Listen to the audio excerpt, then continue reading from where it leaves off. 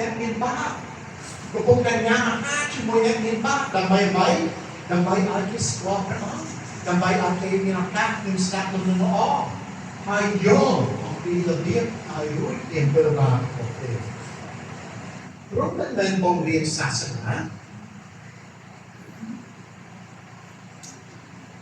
យើងអាចឃើញនៅកន្លែងមួយទៀតនៅពីម៉ាកូសជំពូក 2 ពីម៉ាកូសជំពូក 2 ខ 23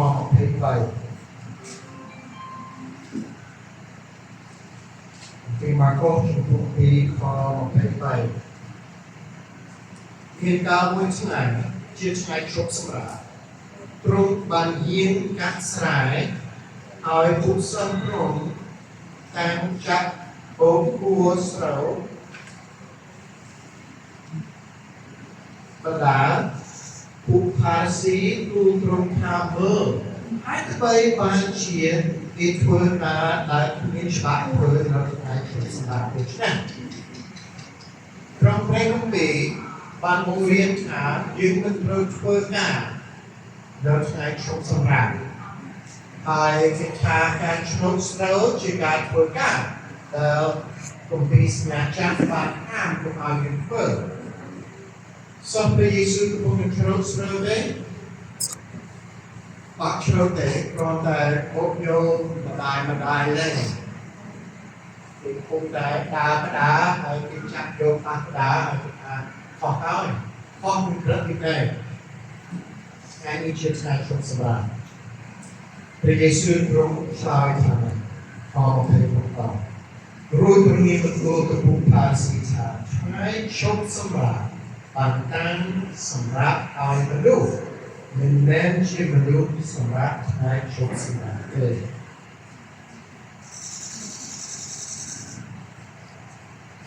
ហើយអ្វីបានជាព្រះជាម្ចាស់បានប្រទានច្បាប់សាសនាក្នុងប្រទេសសញ្ញាចាស់សម្រាប់សាគូដាឲ្យកាន់តាមដើម្បីឲ្យមនុស្សចាប់អារម្មណ៍នឹងព្រះអង្គដើម្បីឲ្យមនុស្សយល់អំពីភាពបរិសុទ្ធរបស់ព្រះអង្គដើម្បីឲ្យមនុស្សយល់ថាថ្ងៃណាមួយនឹងមានយ៉ាងដូចជានឹងមានដង្វាយដុតមួយដែលធំល្មមសម្រាប់មនុស្សលោកទាំងមូលមិនបាច់ធ្វើប្រចាំឆ្នាំទេមិនបាច់ធ្វើរាល់ពេលទេគឺព្រះយេស៊ូវទ្រង់ស្គាល់ម្ដងជំនួសធ្វើបាបមនុស្សលោកទាំងមូលនេះជារូបភាពនៅក្នុងសាសនា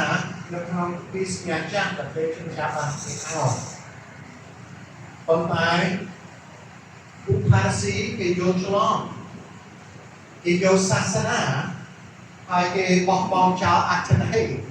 នៅក្នុងសាសនាបានជាព្រះយេស៊ូវទ្រង់តែកាយពន្យល់គេថាសូមគុំស្មានថាព្រះយេស៊ូវព្រះជាម្ចាស់ឲ្យមនុស្សបម្រើថ្ងៃឈប់សម្រាកឲ្យយើងពិបាកខ្លះកាន់តាមព្រមទាំងច្បាប់សាសនាទាំងអស់នេះមិនមែនទេច្បាប់សាសនាទាំងអស់នេះមានគោលបំណងតែមួយគត់ថ្ងៃឈប់សម្រាកមានគោលបំណងតែមួយគត់ដើម្បីឲ្យមនុស្សបានស្គាល់ព្រះយេស៊ូវហើយមានជំនឿទៅលើព្រះយេស៊ូវគោលជឿព្រះយេស៊ូវជាព្រះអង្គសំទោស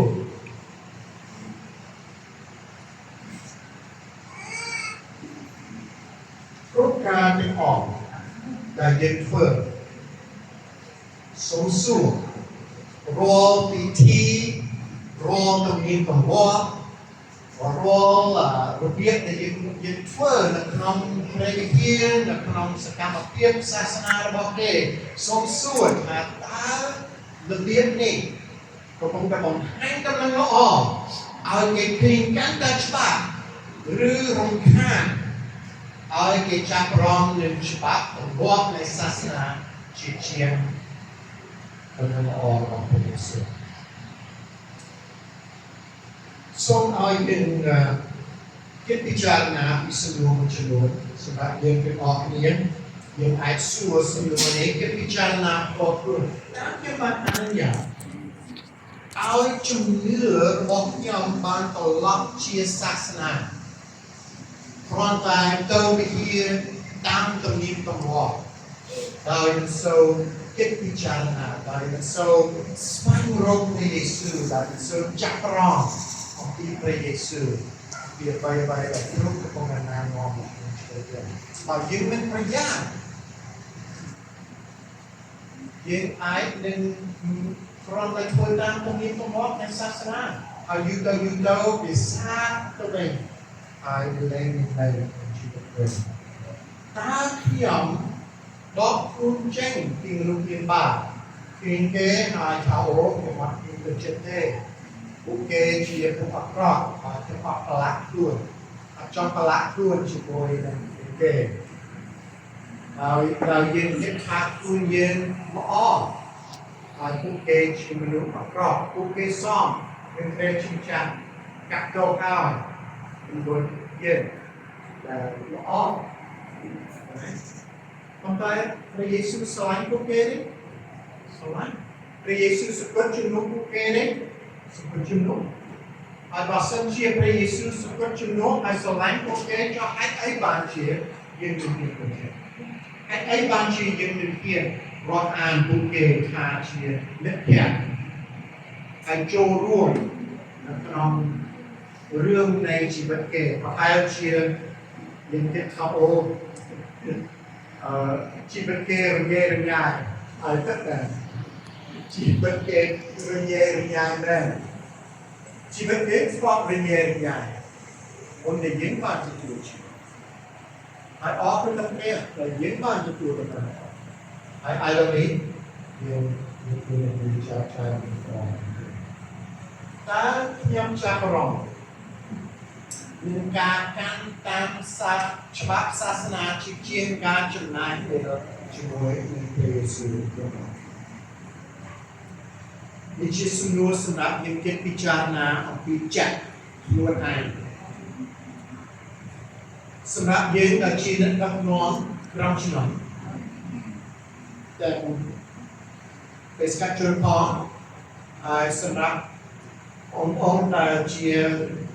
អ្នកដឹកនាំអនុគតរបស់ក្រុមជំនុំខ្លះជាអ្នកដឹកនាំក្រុមជំនុំមួយហើយខ្លះទៀតមិនទាន់ទេប៉ុន្តែនៅអនុគតយើងជួយជាអ្នកដឹកនាំនៃក្រុមជំនុំខ្ញុំចង់សួរសំណួរចេះតើរចនាសម្ព័ន្ធច្បាប់ហើយទំនៀមទម្លាប់របស់យើងបានជួយmình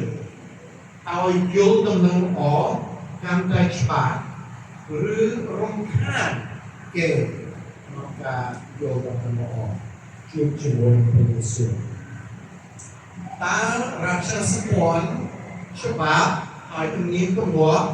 ជួយឲ្យមានអ្នកជ្រត់កាន់តែច្រើនឬក៏រំខានអ្នកផ្សេងទៀតមិនអនុញ្ញាតឲ្យគេឡើងធ្វើជាអ្នកដឹកនាំនៅក្នុងក្រុមជំនុំ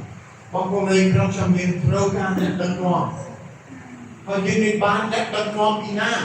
ពីអ្នកថ្មីមិនមែនពីអ្នកចាស់ទេយើងត្រូវការអ្នកថ្មីឲ្យបានឡើងមកហើយយើងជាអ្នកដឹកនាំយើងត្រូវលើកគេឡើងយើងត្រូវបានឱកាសឲ្យគេអាចនឹងមានការងារធ្វើឲ្យគេមានទូនាទីនៅក្នុងក្រុមជំនុំឲ្យគេចាប់ផ្ដើមបង្រៀនព្រះបន្ទូលព្រះឲ្យគេចាប់ផ្ដើមសាងល្អឲ្យគេចាប់ផ្ដើមបម្រើការងារព្រះអង្គនេះជារបៀបដែលយើងបណ្ដុះបណ្ដាលគេឲ្យខ្លាយទៅជាអ្នកដឹកនាំដើម្បីឲ្យមានការទៅឆ្នាំដើម្បីដាំក្រុមជំនុំថ្មីកាន់តែឆ្នាំដើម្បីបង្កើតសិស្សកាន់តែឆ្នាំដើម្បីឲ្យក្រុមជំនុំបានចម្រើនឡើងរហូតដល់ឆ្នាំ2033គេឲ្យគេដាក់គោលដៅឲ្យប្រជាជនខ្មែរបានខ្លាយជាអ្នកជាប្រមាណភាគរយ 10% ហើយតនឆ្នាំ2033នៅ7ឆ្នាំទៀតហើយសពថ្ងៃនេះប្រមាណភាគរយប្រហែលជាង 2% ប្រហែល 2% ជាង 2% បន្តិចយើងត្រូវការអ្នកដឹកនាំកាន់តែច្រើនតើច្បាស់ជាកំពុងតែអនុញ្ញាតឲ្យគេឡើងធ្វើជាអ្នកដឹកនាំកាន់តែច្រើនឬហាមឃាត់ឲ្យគេរងចាំសិនរងចាំឲ្យចាស់សិនបងប្អូនអើយយើងធ្វើចំណាការទេតើយើង ត្រូវធ្វើដោយម្ដេចត្រូវផ្លាស់ប្ដូរយ៉ាងដូចម្ដេចផ្លាស់ប្ដូរខ្លួនឯងផ្លាស់ប្ដូរច្បាប់ផ្លាស់ប្ដូររបៀបដែលយើងធ្វើយ៉ាងដូចម្ដេចដើម្បីឲ្យកាន់តែដូចព្រះយេស៊ូវកាន់តែដូចសិស្សព្រះយេស៊ូវមិនមែនដូចពួកផារីស៊ីយើងអត់ចង់ដូចពួកផារីស៊ីទេយើងចង់ដូចព្រះយេស៊ូវចង់ដូចសិស្សព្រះយេស៊ូវចង់យកចិត្តទុកដាក់នៅក្នុងទំនាក់ទំនងជាមួយព្រះយេស៊ូវជាជាងសាសនា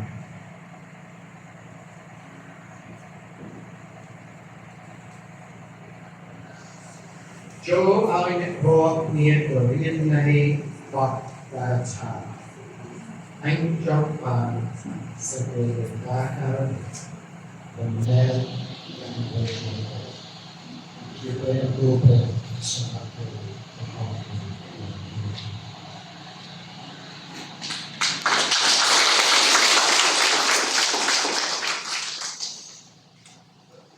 បាទសូមអរគុណព្រះគ្រូព្រះអង្គជំនាញจากส่วนตัวเด็กអ្វីបានជាសាសនាជាឧបសគ្គ